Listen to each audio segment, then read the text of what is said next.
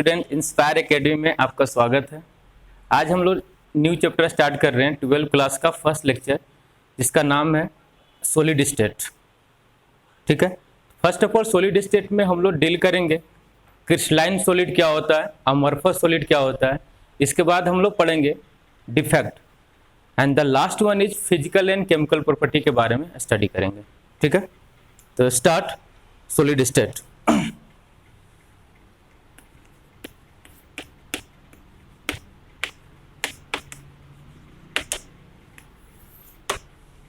First of all solid state की अगर हम लोग बात करते हैं तो ब्रॉडली टू टाइप्स में डिवाइड किया गया है सॉलिड स्टेट को। First one is crystalline solid and the next one is amorphous solid.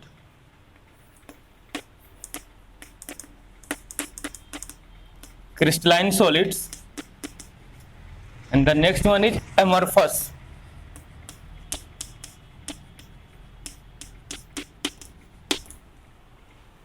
Crystalline solid का कुछ कुछ कैरेक्टरिस्टिक होता है जो कि एक एक करके हम लोग डिस्कस करेंगे। तो first one is crystalline is hard, rigid and fixed geometry. First property of crystalline solid is hard, rigid and fixed geometry को ऑक्युपाई करेगा, उसको बोलते हैं हम लोग क्रिस्टलाइन सॉलिड। ठीक है, and the next one is crystalline solid has long range order. Long range order, long range order stands for, मान लो कोई क्रिस्टल है,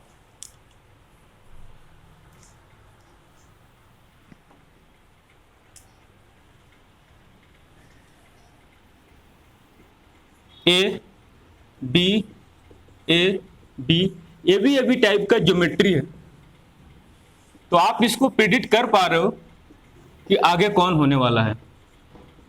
जैसे ए के बाद बी, बी के बाद ए के बाद बी, एक रेगुलरिटी को मेंटेन रख के चल रहा है, तो हम लोग इसको बोलेंगे कि ये क्या है, एक लॉन्ग रेंज ऑर्डर है, long range order. But amorphous solid में क्या होता है कि जैसे मान लो ए के बाद बी, हो सकता है बीच में सी आ जाए, हो सकता है बी आ जाए, हो सकता है ए आ जाए, कुछ भी चल रहा है, कुछ भी।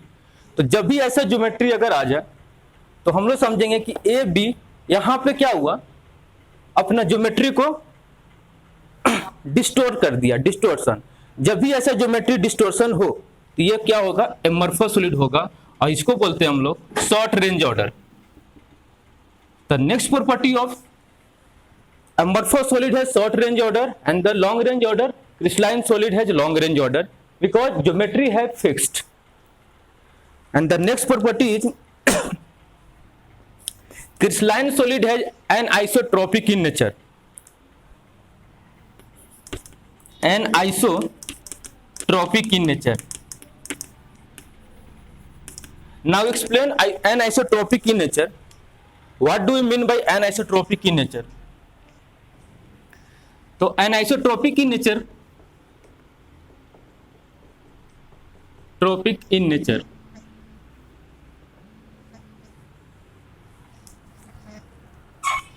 To different directions, when you move in two different direction, two different direction having different physical property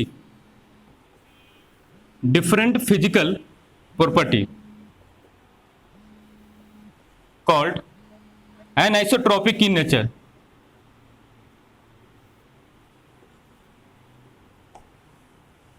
अब मैं इसको एक एग्जांपल से समझाने की कोशिश कर रहा हूं। जैसे मान लेते हैं कोई क्रिस्टल है ए बी ए, इस टाइप का क्रिस्टलाइन सॉलिड बना हुआ है।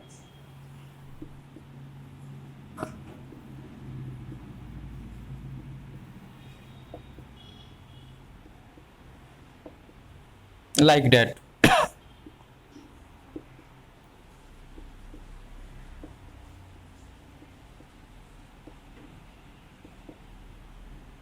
Similarly B A B A B. ठीक है, अब अपने मन से कोई दो डायरेक्शन को चूज करते हैं, टू डायरेक्शंस, कहीं से कुछ भी। जैसे मैं ये दो डायरेक्शन चूज किया, when moving in two direction, मान लो कोई फिजिकल प्रॉपर्टी ले लेते हैं, जैसे रिफ्रैक्टिव इंडेक्स। रिफ्रैक्टिव इंडेक्स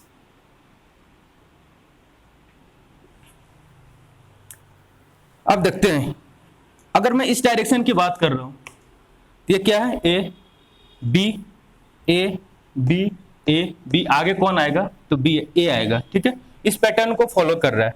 अगर मैं इस डायरेक्शन में जा रहा हूं तो ए ए ए ए, इधर मैं जा रहा हूं तो ए मिल रहा है, इधर जा रहा हूं तो ए बी टाइप मिल रहा है। तो two different direction having different physical property.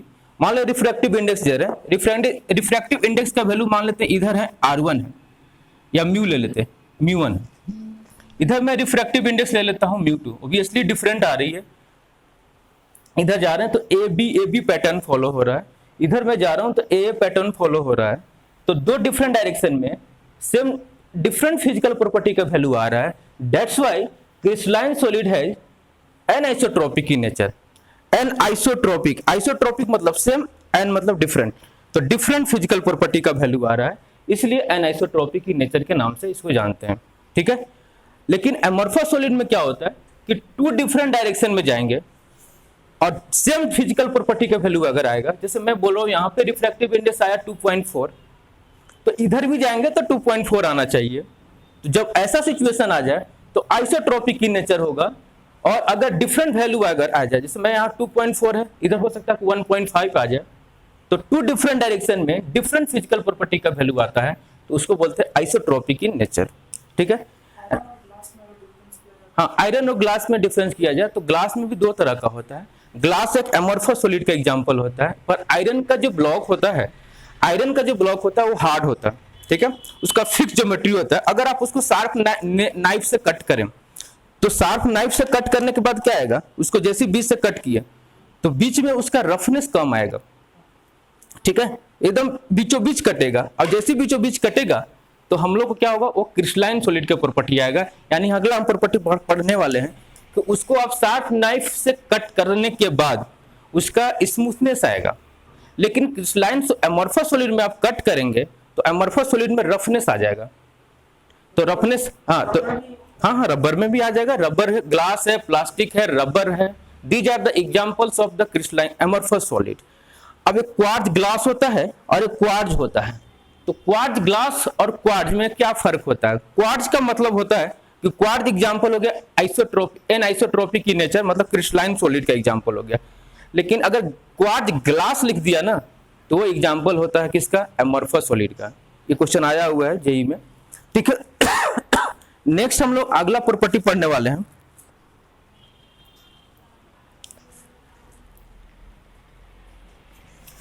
अभी मैं बात कर रहा हूं क्रिस्टलाइन सॉलिड का, एक एक करके डिस्क्राइब करते हैं। तो ये हार्ड है, रिजिड है, फिक्स, लॉन्ग रेंज ऑर्डर समझ में आ गया, क्योंकि ये पर्सनल फिक्स पैटर्न को फॉलो कर रहा है। एक सर्टेन लॉन्गे टाइम के बाद ब्रेक होगा। ऐसे जैसे मैं ए बी इस टाइप के अरेंजमेंट को फुलफिल कर रहे हैं, कभी ब्रेक नहीं हो रहा है, इसलिए बोलेंगे लॉन्ग रेंज ऑर्डर। ठीक है, एनाइसोट्रोपिक इन नेचर एक्सप्लेन किया। If two different direction having different physical property then it is called anisotropic in nature. Crystalline solid is also called, अभी हम लोग बात करते हैं सिर्फ और सिर्फ क्रिस्टलाइन सॉलिड। क्रिस्टलाइन सॉलिड जो होता है इसको ट्रू सॉलिड के नाम से जानते हैं। It is also called true solid. True solid क्योंकि इसका ज्योमेट्री क्या होता है, फिक्स्ड होता है। शेप क्या होता है, फिक्स्ड होता है। वॉल्यूम फिक्स्ड होता है। ठीक है, तो ये सारे सब कुछ फिक्स होने के कारण इसको क्या बोलते हैं हम लोग, ट्रू सॉलिड बोलते हैं। एमॉर्फस सॉलिड है ट्रू सॉलिड। ठीक है, हाँ, अगर हम इसका एग्जांपल की बात करते हैं, जैसे मान लो NaCl है, NaCl solid, caesium chloride solid,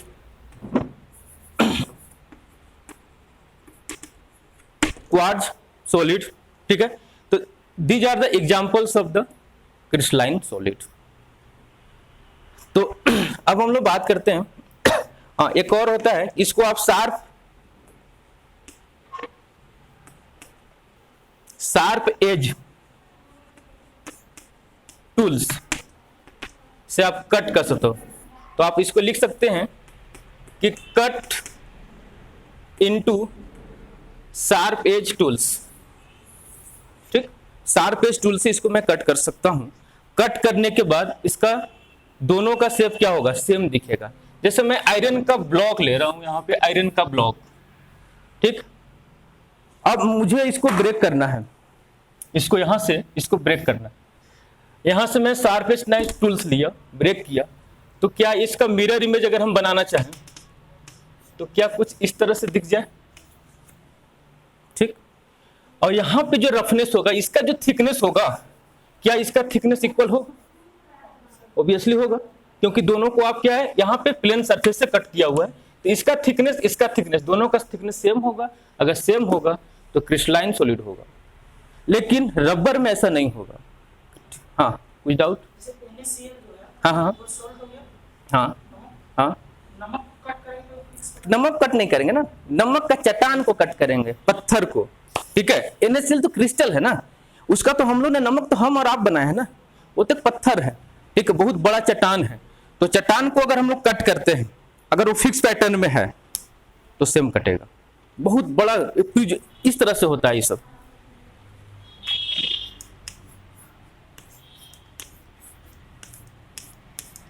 एक क्रिस्टल है, ठीक है, तो उसको अगर मैं कट कर रहा हूं तो इसी टाइप का मिलेगा।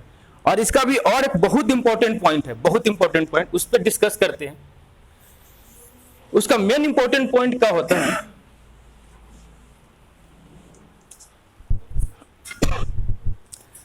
बहुत इंपॉर्टेंट पॉइंट, क्रिस्टलाइन सॉलिड है जो शार्प मेल्टिंग पॉइंट, यही इंपॉर्टेंट पॉइंट है। तो क्रिस्टलाइन सॉलिड है शार्प मेल्टिंग पॉइंट। अब यहां पे जो शार्प वर्ड लिखा है ना, यही सिग्निफिकेंट है इसका मतलब। शार्प का मतलब होता है कि मान लेते हैं अगर कोई क्रिस्टलाइन सॉलिड है, मैं आयरन का ही बात करता हूं, जैसे आयरन का मेरे पास एक ब्लॉक है, अगर उस आयरन को ब्लॉक को मुझे मेल्ट करना है, तो मान लेते हैं कि अगर इसका मेल्टिंग पॉइंट है 1327, रफली कुछ भी ले लेता हूं, इतना डिग्री सेल्सियस पे आयरन मेल्ट करता है, ठीक है।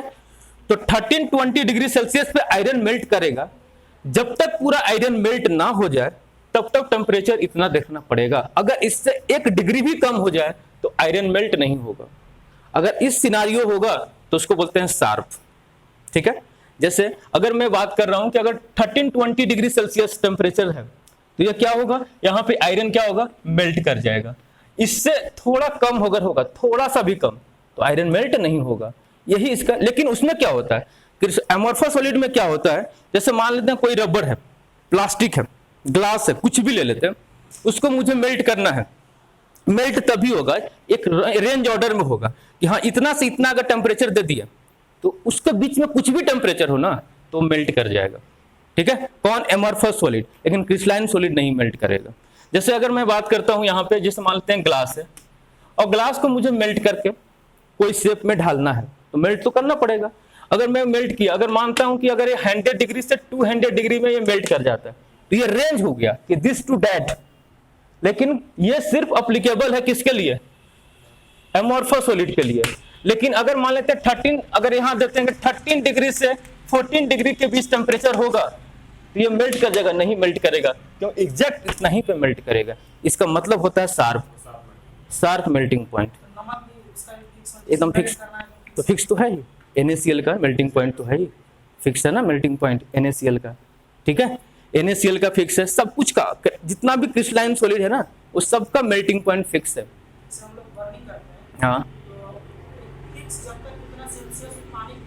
हाँ हाँ, नहीं करेगा, अभी बता देते हैं,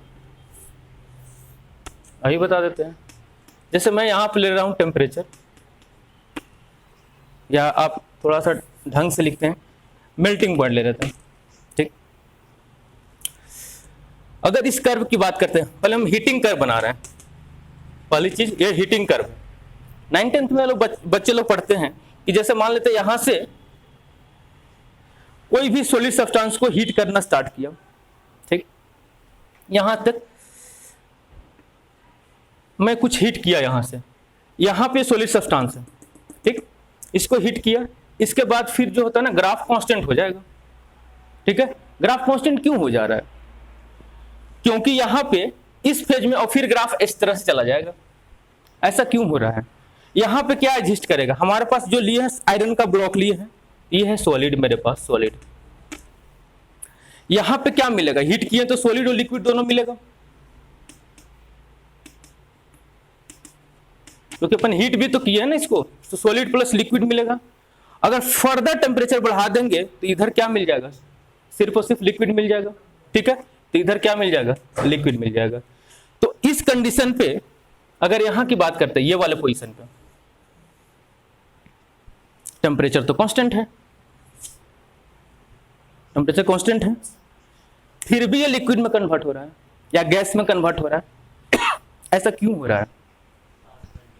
latent heat, this one is latent heat, ठीक है। हम कुछ नहीं किए, टेम्परेचर एकदम फिक्स है, यहाँ पे टेम्परेचर क्या है? मेंटेन्ड है, कांस्टेंट है। तो when 1 mole of solid substance gets converted into liquid, then it is called latent heat of fusion. इसको क्या बोलते हैं? Latent heat of fusion. मतलब सॉलिड से लिक्विड में कन्वर्ट करने के लिए जितना अमाउंट ऑफ एनर्जी खर्च करेंगे, ठीक है, या जितना अमाउंट ऑफ टेम्परेचर देंगे, उसको बोलते हैं लेटेंट हीट, और उस पॉइंट को बोलेंगे मेल्टिंग पॉइंट। पॉइंट मतलब टेम्परेचर, ठीक है। अब जहां पे एनर्जी की बात करते हैं, इस पॉइंट पे टेम्परेचर फिक्स है, फिर भी ये लिक्विड में कन्वर्ट करने से कोई नहीं रोक रहा है। इसका मतलब क्या हुआ? Hidden heat. मॉलिक्यूल के बीच फ्रिक्शन होता है, फ्रिक्शन के बीच हीट जनरेट होता है, तो हीट के कारण ये लिक्विड में कन्वर्ट हो रहा है। और अगर ऐसा जहां पे दिख रहा है, तो ये सिनारियो को हम लोग क्या बोलते हैं? इस कंडीशन को शार्प। अब यहाँ पे जो ग्राफ है ना, ये ग्राफ शार्प है, शार्प है, इसलिए इसको बोलते हैं शार्प। यहां से अचानक से क्या हो गया? कांस्टेंट हो गया। और ये जो कट कर रहा है ना, ठीक है, इस पॉइंट पे, जिस पॉइंट पे इसको मेल्ट करना चाहिए था, इस पर्टिकुलर पॉइंट को तो मेल्टिंग पॉइंट बोलेंगे। यहां से यहां तक कांस्टेंट है, बाकी जो कन्वर्ट हो रहा है वो लेटेंट हीट के फॉर्म में कन्वर्ट हो रहा है। हाँ हाँ, ये वाला पॉइंट, हाँ, इधर हम फिर लेटेंट हीट के फॉर्म में जा रहे हैं। ये वाला सब लेटेंट, ये सब यहां से दूसरा थोड़ी हो जाएगा, यहां पे सेम ही ना होगा, सब तो फिक्स है ना, तभी तो टेम्परेचर कांस्टेंट है, तभी तो कांस्टेंट है ना। This one is heating curve. यही इंपॉर्टेंट होता है क्रिस्टलाइन सॉलिड का। तो क्रिस्टलाइन सॉलिड का कभी भी आ जाए तो शार्प मेल्टिंग पॉइंट बोलेंगे, अमॉर्फस सॉलिड का रेंज बोलेंगे। अगर शार्प होता ना, अमॉर्फस सॉलिड, ग्लास कैसे मोल्ड होता है? पहले वो मोल्ड होगा, पहले सॉफ्ट होगा, सॉफ्ट होने के बाद फिर थोड़ा सा और करेंगे तो मोल्ड होगा, ठीक है। अचानक से कुछ नहीं होता, धीरे धीरे धीरे धीरे होता है, इसलिए वो सबसे पहले उसका एक रेंज में होता है। तो these are the crystalline solid. सबसे पहले hard, rigid, long range order, anisotropic in nature, it is also called pseudo solid, sorry true solid, और ये है शार्प मेल्टिंग पॉइंट, ठीक है। ये इंपॉर्टेंट प्रॉपर्टी होता है क्रिस्टलाइन सॉलिड का। कोई दिक्कत है यहां तक? अब हम लोग आगे बढ़ते हैं और बात करते हैं अमॉर्फस सॉलिड का, कि अमॉर्फस सॉलिड क्या होता है। अमॉर्फस सॉलिड में सबसे पहले हम लोग नहीं, मेल्टिंग पॉइंट होता है पर रेंज में होता है, रेंज में। अमॉर्फस सॉलिड का भी मेल्टिंग पॉइंट होगा पर रेंज में होगा। जैसे ग्लास है तो ग्लास को आप नहीं बोल सकते कितना पे मेल्ट हुआ, इतना से इतना मेल्ट होगा, रेंज होगा ना, मेल्ट कर जाएगा। तो 200 मान लेते हैं टेम्परेचर से 300 पे मेल्ट कर रहा है, तो 200 भी देंगे तो मेल्ट करेगा, पर टाइम लेगा, ठीक है। 200 से 300 के बीच कुछ भी टेम्परेचर हो तो मेल्ट कर, पर उसमें एग्जैक्ट चाहिए। एग्जैक्ट वाला वर्ड है ना, यही होता है इंपॉर्टेंट, शार्प। शार्प वही है, उसी के कारण ग्राफ सडनली क्या होता है? नेक्स्ट लेक्चर में मैं डिस्कस करूंगा अमॉर्फस सॉलिड और डिटेल एप्लीकेशन, ठीक है। तो आज इतने रहने देते हैं, नेक्स्ट क्लास में मिलते हैं, ओके।